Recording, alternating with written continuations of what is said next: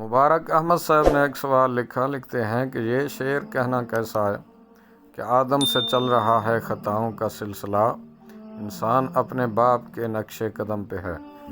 بسم اللہ الرحمن الرحیم۔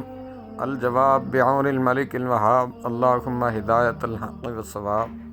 سوال میں ذکر کیا گیا شعر سیدنا حضرت آدم علیہ نبینا وعلیہ الصلاۃ والسلام کی معاذ اللہ گستاخی پر مشتمل ہے۔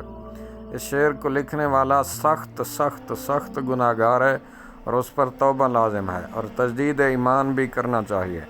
اس طرح کے اشعار فارورڈ کرنے کی بھی ہرگز اجازت نہیں۔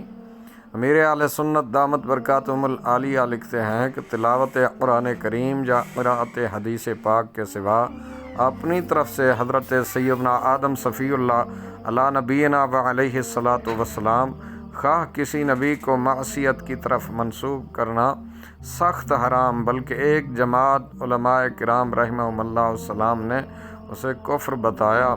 کفریہ کلمات کے بارے میں سوال جواب، صفحہ نمبر 260۔ واللہ اعلم عز وجل ورسولہ عالم، صلی اللہ تعالی علیہ وآلہ وسلم۔